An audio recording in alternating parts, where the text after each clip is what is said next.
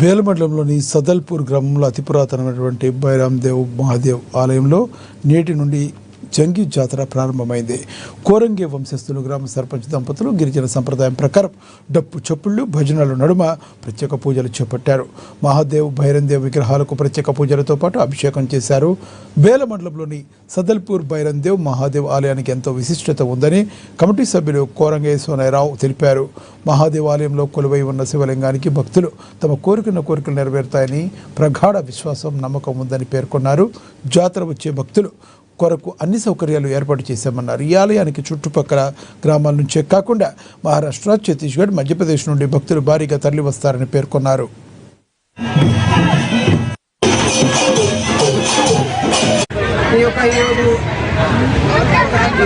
మంగేష్ వాళ్ళ దంపతులు పాలాభిషేకంతో ప్రారంభించి ఈ రోజు నుంచి జాతర ప్రారంభమవుతుంది. మరి దాదాపు ఈ జాతర 7 రోజులుగా కొనసాగుతుంది. మరి జాతరలో అనేక మంది భక్తులు వస్తున్నారు.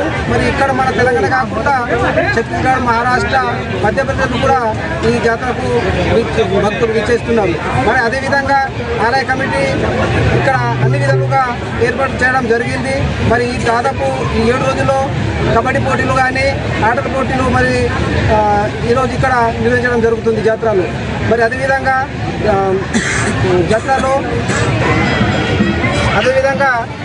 పదహారు నాడు సభ కూడా నిర్వహించడం జరుగుతుంది. ఈ బైరాందేవ్ మహాదేవ్ యొక్క జాతర విశిష్ట ఎన్నో సంవత్సరాల నుంచి నడుస్తున్న ఈ పురాతనమైన ఆలయము. దీనిని దూరం నుంచి ఈ యొక్క దర్శనానికి బైరాందేవ్ మహాదేవుని యొక్క దర్శనానికి వచ్చి వాళ్ళ యొక్క కోరికలు తీర్చుటకు భక్తులు వస్తున్నారు. మరి అదేవిధంగా ఆలయ కమిటీ తరపు నుంచి కానీ గ్రామ పంచాయతీ తరపు నుంచి కానీ అన్ని విధాలుగా సహాయ సహకారాలు అందిస్తున్నారు.